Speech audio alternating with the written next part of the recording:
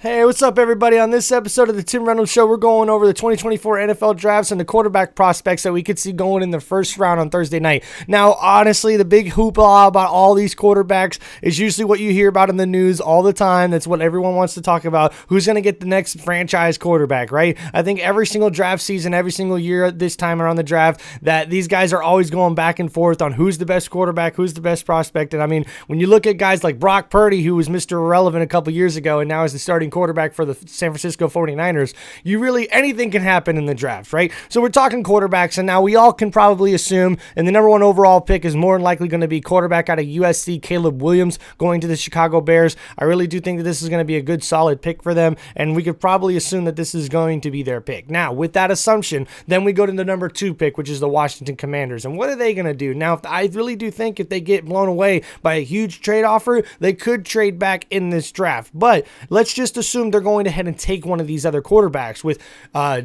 Drake May, Jayden Daniels, and also J.J. McCarthy out of Michigan. Now, honestly, man, I think you can't go wrong with any of these guys, but I really do think that it is going to be a really big debate after this first round is over. Heck, after the whole draft is over, on who was the best quarterback to come out of this draft. And in my opinion, it may not be any of these 3 guys. I think that these 3 guys, they all look really, really good. Caleb Williams, I think, is on another stratosphere with his sort of playmaking ability, but all these guys really do have NFL pro playmaking ability, but do they have the experience? Are they going to be able to come in and get the system and learn it down and be able to have an impact right away?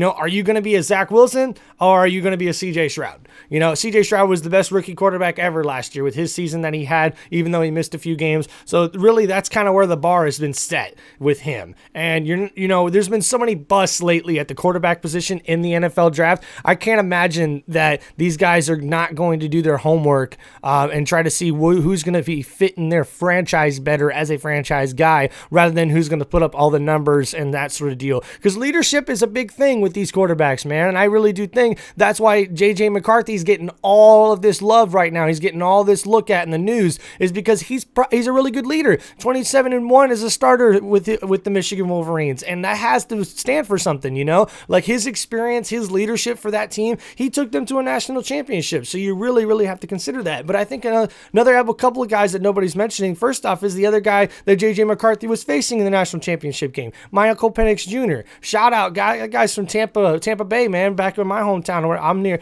Pinellas County. So honestly, man, I've been rooting for this guy all year long, especially when you hear about his story and how many injuries he's had to his knees and everything like that. The guy, I mean, he's inspirational. For him to come back from all those ACL tears and be able to be as good of a quarterback as he's projected to be, as good of a prospect as he's projected to be, I think is really kudos to him, man. You got to give that guy his flowers because honestly, man, hard work, man, leadership, that's what he did, and he was able to leave a Washington Huskies team undefeated into the national championship game, and that's got to stand for something, man. With him and the other quarterback in his conference, Bo Nix out of Oregon, I think these are the 2 guys. I think these are the 2 most underrated guys that nobody's really talking about right now, but there is a lot of talk that both of these guys could still go in the first round. Now, back to what the Commanders are going to do. More than likely, it's looking like they're going to take Jayden Daniels, last year's Heisman Trophy winner, which should be a really, really good pick for them. It's really good prospect coming into that team. It's just whether or not he's going to have the leadership qualities to be able to lead that team to victories and a division title, hopefully next year, or a playoff berth.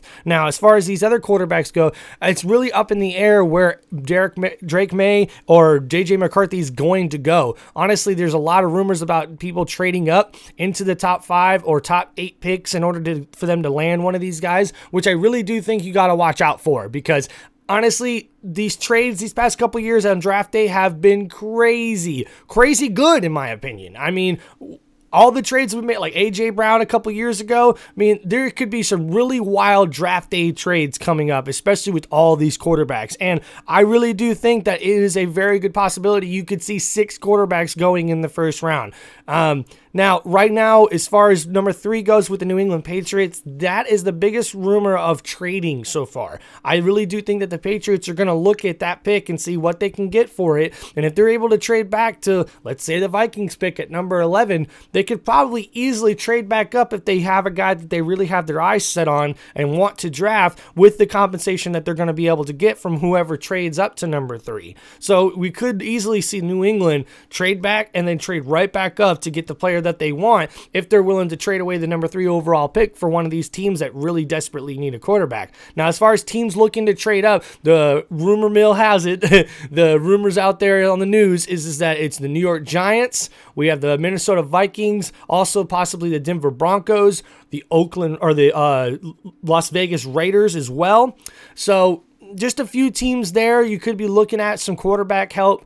We already know the Vikings were able to accumulate another first-round draft pick, so with their 2 first-round draft picks this year, they could definitely have the firepower to move up, possibly into that top 5 or top 10 if they see a guy that they really, really want.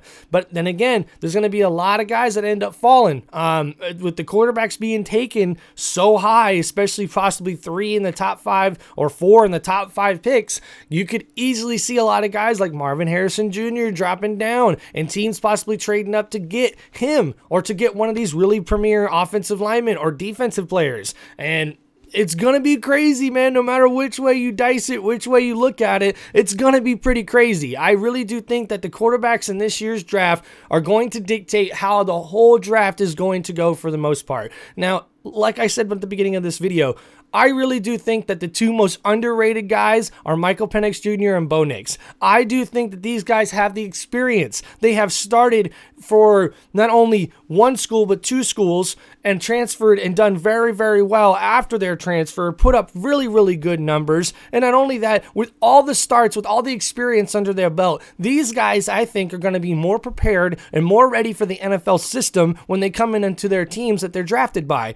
Now, who knows which either one of these teams are going to be drafted. I've heard rumors that the Rams are connected to Bo Nix, and then I've also heard that a lot of people are looking at Michael Penix Jr. at the end of the first round or possibly early second round. So, honestly, it'll be interesting to see what they do. I really do think that the quarterbacks are going to dictate this whole entire draft, and to really see what's going to happen, I'm excited. I cannot wait. We're going to be having a live show here for the Tim Reynolds Show on Thursday for the first round of the draft, and then I also will be attending the draft on Friday, so hopefully be able to get some good pictures from the NFL fan experience and give a good shout out to all you guys on the channel. I appreciate you guys checking me out, man. We're always good talking football here. Like I said, this year's NFL draft is going to be crazy, man. I really do think that we're going to see probably 4 quarterbacks go in the top 5 picks, with Drake May and J.J. McCarthy really up in the air, with possibly teams trading up to get one of those 2 guys, and then more than likely Caleb Williams and Jalen Daniels going 1-2 in the draft, with